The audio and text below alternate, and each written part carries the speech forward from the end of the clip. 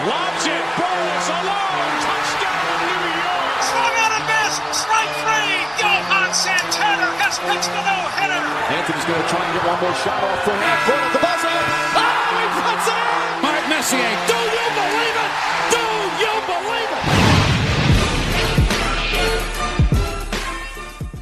Welcome back to TCAM Sports Podcast. I'm your host, Cameron Tracewell.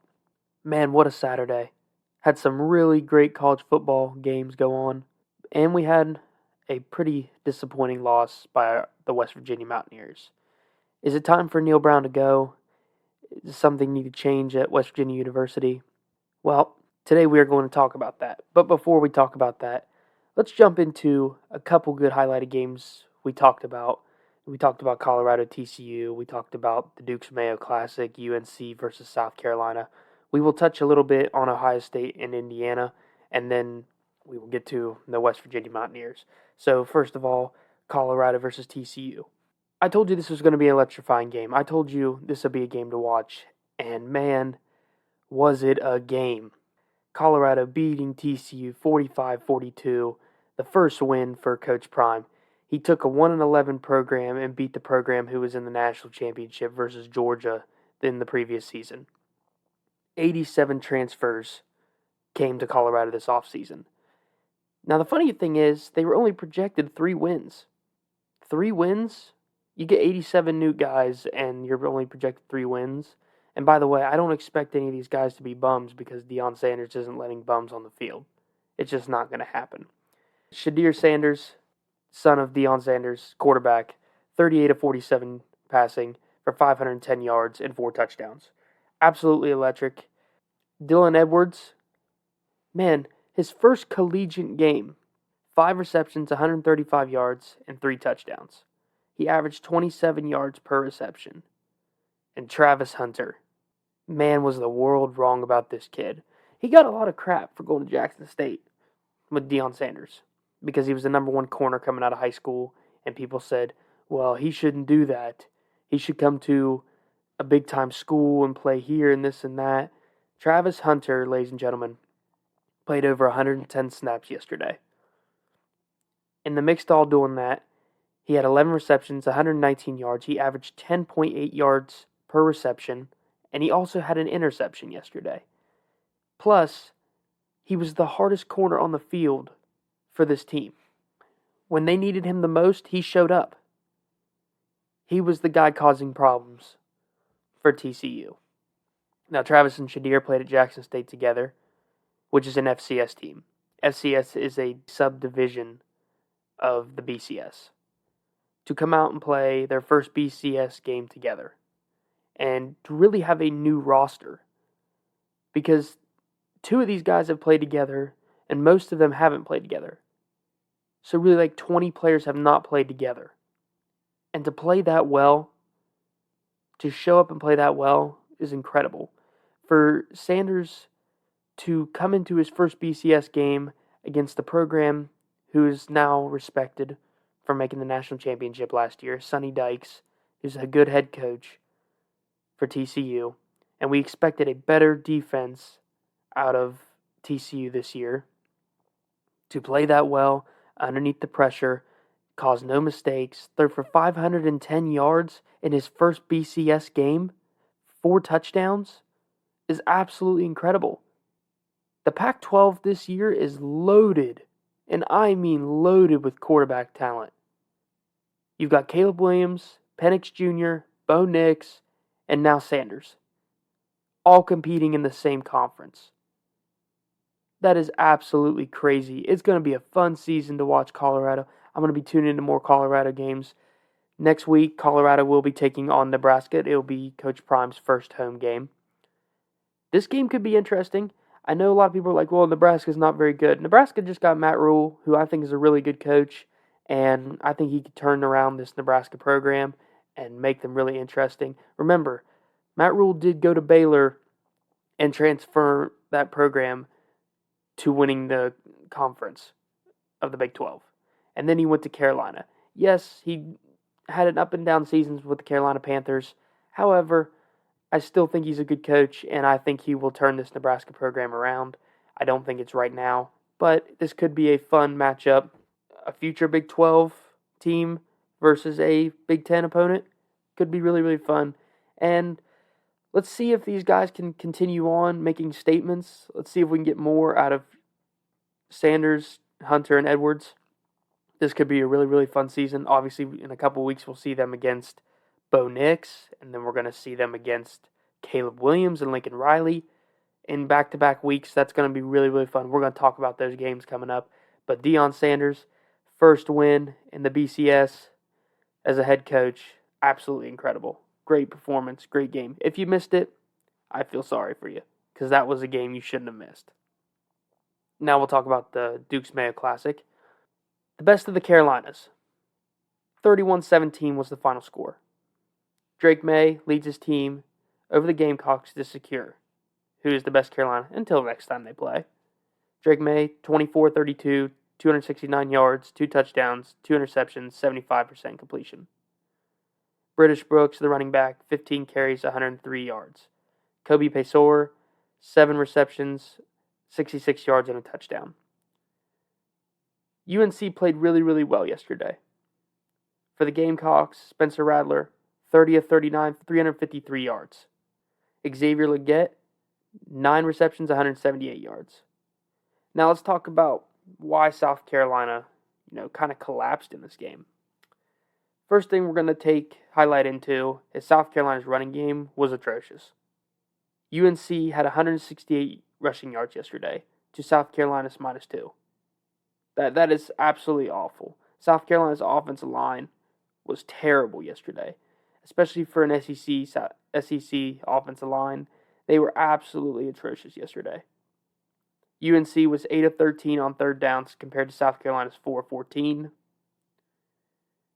And Rattler was sacked 9 times, and UNC kept the pressure on. See, that was the question mark coming into this game. Was UNC's defense going to show up? Because they were not very good last year, and people were thinking, okay, South Carolina's going to take the advantage because UNC's defense is pretty terrible. And all they talk about at UNC is Drake May. Drake May. Drake May. They don't talk about the defense. The defense showed up yesterday. They torched that offensive line. Spencer Rattler played a good game. They just didn't finish. They couldn't finish the game. They couldn't finish in the red zone. And that was the problem. If Spencer Rattler had a better offensive line and somewhat of a rushing game, they would have probably won this game yesterday. Because he was 30 of 39 for 353 yards. He was practically perfect yesterday. He had a great game. They just couldn't finish. He got sacked 9 times. The pressure was on. I mean, UNC, their defensive line and their defense came to play. They put the pressure on, and for me, it's disappointing because Spencer Rattler outplayed Drake May yesterday. He had a 76% completion. He outplayed Drake May. He didn't make the mistakes. His offensive line failed him in this game. South Carolina could have won this game yesterday. Either way, congratulations to UNC. Drake May, Heisman candidate. We still expect big things from him. I expect a better game going against a tougher opponent like that. We have to get better games out of Drake May. 2 interceptions, and I know they still won 31-17, but I credit the defense more than I'm crediting the offense here. Either way, good Duke's Mayo Classic. I wish they play every year. I really do. That's an entertaining game to me. I wish they played every single year. That would be fun to watch every single year. Ohio State and Indiana, we don't have much to talk about here. Ohio State won 23-3. But what I am going to highlight is Kyle McCord, he's got a lot to do. I'm telling you, a lot to improve on. To have Adoka and Marvin Harrison Jr. and to play that poorly in a first half of a football game versus an Indiana team that was not very good and somehow remained in the game for so long is absolutely disappointing. Michigan took care of East Carolina. This makes J.J. McCarthy look good. Ohio State needs to figure out Kyle McCord. He needs to work on his game, and he needs to get better. Because there was a lot of mistakes he made yesterday, a lot of throws that could have been made better. He could have led Marvin Harrison Jr. on a couple throws. They did a QB sneak and he ran the wrong way. I mean, yeah, mistakes happen, but it was clearly wide open for a touchdown if he goes the right way. He's just got to make, good decisions. I know this is his first start, and coming in after Justin Fields and C.J. Stroud, you got a lot of pressure on your shoulders to prove to Ohio State. But listen, Ohio State's got to have some good recruits, and I'm telling you, you can't look into beating like teams like Penn State and Michigan right now.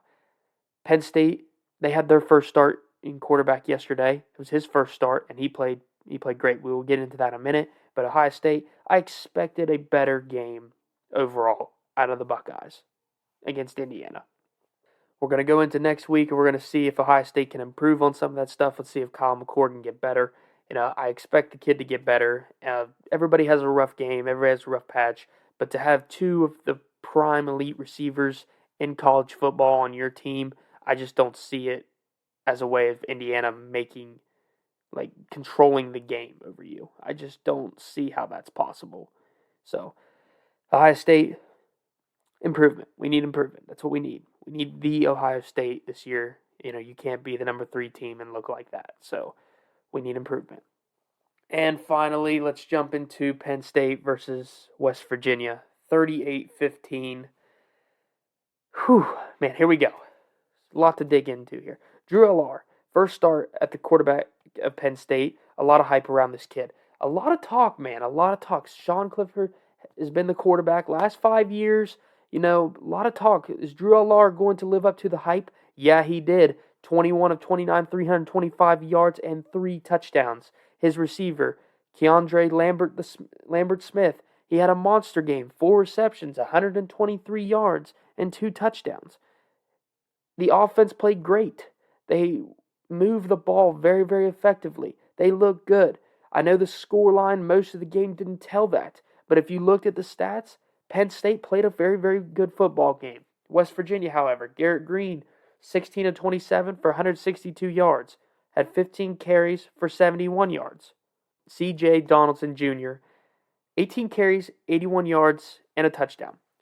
That kid is special, ladies and gentlemen. He is a great running back for the Mountaineers.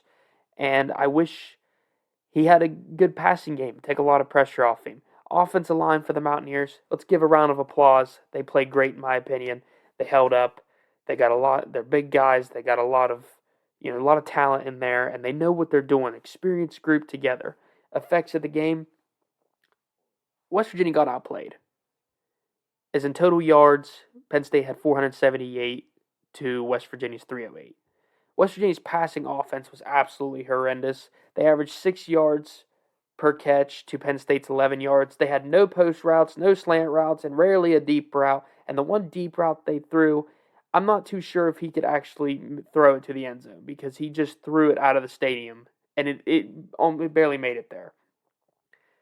They threw mostly screens into the flats. You cannot expect to be a top 10 Penn State team in their house with screens and flats. That's not going to work, Neil Brown. We need better than that. We need to show the offense a little bit. This is why we had Grant as our offensive coordinator last year. He was supposed to come in, change the offense, make it better, make it a little bit more air raid. Then we lost him because you got involved. That is part of the problem. You go back to your offense. It doesn't work. You can't work these little throwing passes. I know it's either you don't trust Garrett Green or your offense just isn't opened up enough. You don't have enough passing plays for that type of offense. Something has to change at for the Mountaineers. They got to get better. On third down, they were 4-14. That's not very good. On defense, though, let's talk about the defense. Some of the guys up front, I think, played very, very well. Some of the linebackers played very, very well. Their DBs were not so good yesterday. They played a lot of zone coverage, lined up far away from the receivers, giving the receivers a lot of room. These are very, very talented Penn State receivers. You can't give them all this type of room. I don't mind that you play some zone defense. You need to play a little bit more man-to-man. There's got to be some man-to-man defense there because it's so predictable. They know what they're going to do. The run game for Penn State was very, very good yesterday. I thought they ran it pretty well, effectively through the holes. I thought Mountaineers ran it really well yesterday. But the passing game, that's really what's mattering here. That's what we're talking about.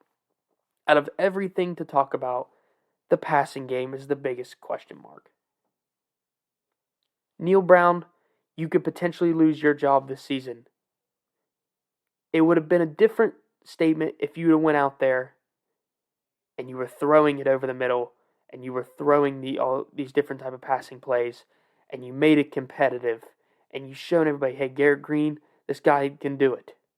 This guy can do it, and I'm going to lay out my team on the line. You can't go in there expecting screens, flats, and a couple run plays to beat Penn State. It's not going to happen. It's not going to happen. They are going to be prepared for all that. And the sad part is, when C.J. Donaldson and Garrett Green were in the game, what did Penn State do? They sent the house every time. Because if it's either two things, Garrett Green's going to look at his first target in the screen of the flat plays, and if he's not open, he's running for it. If C.J. Donaldson's in the game, he's going to run the ball. So they're going to send the house. That's exactly what they were doing. The defense for Penn State read the offense of West Virginia so easily. They knew what they were doing. And people are going to say, well, West Virginia scored their second touchdown. West Virginia scored their second touchdown because Penn State laid off. The score was so high, they didn't have to try anymore. It got to a point they brought in the backup quarterback because West Virginia was completely out of the game. The confidence of Penn State rolled all night long. The fans had it. The team had it. They knew what they were doing. West Virginia, you got improvements to make. You're not going to win any games in the Big 12 if you can't do a little bit of air raid. You have to have some air raid in this offense. You're going to win next week, but coming into week 3, you're going to play Pitt. Now, we talked about it last show. Pitt lost their quarterback last year. That doesn't matter. You still have to show up. Pitt is going to show up for this game. They are going to show up. Can West Virginia create some type of air raid to respond? I don't really like Neil Brown. If you know me, you know that. I don't like Neil Brown. I thought it was wrong when we fired Dana Holgorsen. Oh yeah, by the way, which Houston won yesterday. Congratulations to Houston. Welcome to the Big 12. I wasn't happy when we fired Dana Holgorsen because he took our air raid away and you hired a coach from Troy. Now, I got nothing wrong with Neil Brown. And a lot of people thought he would open up his offense and, some of the air raid would come with it. I never really necessarily thought that because you play teams like Army and Navy all the time, and Army and Navy only throw the ball 40 yards per game, and they run at about 200. That's what I was expecting when you brought in this Mountaineers team, and which it is.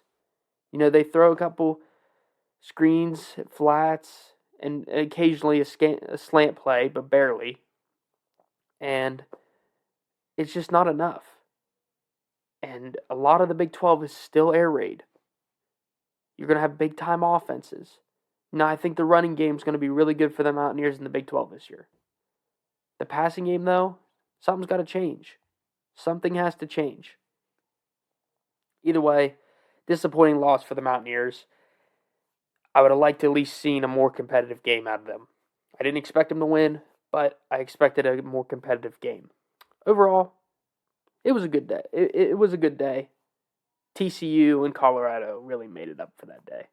They made it up yesterday for that electrifying game. I watched it start to finish. Absolutely electric. Now, since this episode's coming out today, we're not going to get to talk about Florida State and LSU. Expect a big-time game. Expect a really big-time game here. Electrifying game last year. We expect big things from LSU. We expect big things from Jordan Travis.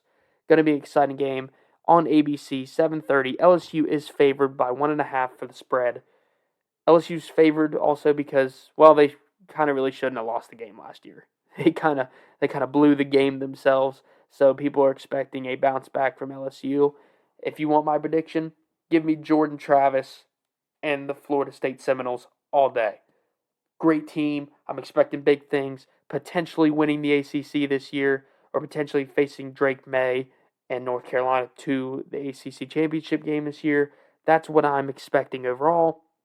And I'm expecting a step up for the defense and the offense here for Florida State. And if they could beat LSU and start off a season with a win, that would be absolutely electric. If LSU does win it, though, it's a big-time performance game for them, too. They really need to win this. This would be big for, if I'm positive it's Brian Kelly, it'd be big for Brian Kelly to win this game since, he's going to have to face Ole Miss later on in the season. Then you're going to have to face Alabama and Texas A&M. Big-time starting win for his team. They would really need the momentum starting into the season. For Florida State to win this game, it'd be big for Clemson. They got to play Clemson on September 23rd. That'd be a big-time thing for them. And that is really their hardest game of the entire, or hardest/ranked game of the entire season. So it would be a big-time win for them to take out number 5 and then be able to go with that momentum and ride the next 2 games until they play Clemson on the 23rd in Clemson. So we'll see what they can do. Overall, good weekend, good start to college football. Next week, NFL, man, we are back. Kansas City versus the Detroit Lions in Kansas City. Thursday night football. Going to be absolute thriller on NBC. That's going to be a great game to watch. We will jump into the Sunday games a little bit more, and we will talk about that game. One other game we will talk about, especially coming in next week, is the Monday night, September 11th. Now, for people who like to listen to the countdown on WPKM 96.3 The Beat, Monday, September 11th is our start day, and we are going to be highlighting the Bills and the Jets. Hunter and I are going to be picking which side we think is going to win, who's going to have a better season. We are going to talk about Sunday's games and potentially going into next week and see what we are working with and see who's going to be the top teams in the NFL. I hope you all had a good weekend and enjoy Labor Day. Enjoy it with the family. I'll see you guys later.